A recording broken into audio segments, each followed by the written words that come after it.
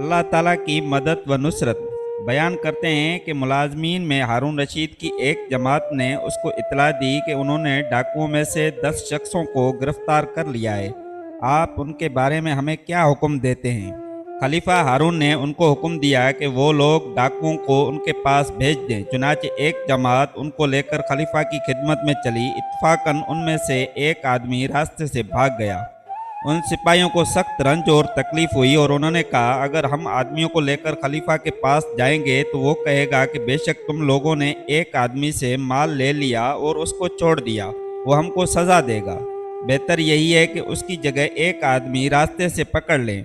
वो सब ये गुफ्तगू कर रहे थे कि नागहां हाजियों में से एक शख्स गुजरा। उन्होंने उसको पकड़ लिया और उसको 9 डाकुओं के साथ कर दिया। चुनाचे जब वो खलीफा के पास पहुंचे तो खलीफा ने उनको कैद खाने में भिजवा दिया।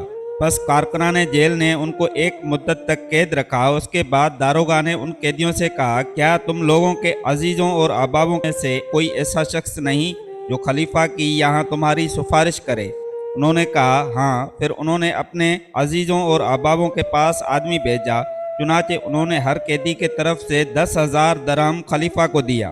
खलीफा ने उन कैदियों को आज़ाद कर दिया। बस वो सब चले गए, सिर्फ वो हाजी बाकी रह गया। उसके बाद जेलर ने उससे कहा, तेरा कोई सिफारशी है? उसने कहा, नहीं, लेकिन अगर मैं कोई खत लिखूं तो आप उसको खलीफा तक पहुंचा देंगे? जेलर ने कहा, ठीक है, मैं पहुंचा दूंगा। मेरे वास्ते दवात और कागज़ मंगवा दे। जेलर ने उसे मंगवा दिया। उसके बाद उसने लिखा, बिस्मिल्लाहिर्रहमानिर्रहीम।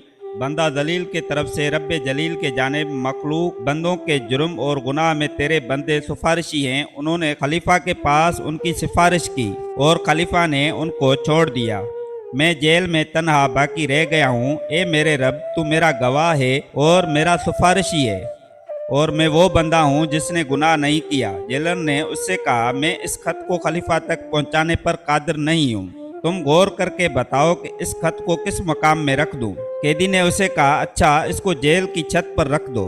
जब उसने उसको रखा तो वो हवा में आसमान की जानिब इस तेजी से उड़ा जिस तरह कमान से निकला हुआ तीर। हारून रशीद ने उसी रात ख्वाब में देखा कि आसमान से फरिश्ते उतरे और उसको लिया और हवा में ऊंचा किया, और फरिश्तों ने खलीफा से कहा, ए हारून, मखलूक के खुदा ने कैदियों के बारे में तेरे पास सिफारिश की तो तूने उनको कैद से रिहा कर दिया। अब खालिक के रब्बुल इज्जत एक कैदी के बारे में तेरे पास सिफारिश करता है तो तू उसको फौरन रिहा करो, वरना तू अभी हलाक हो जाएगा।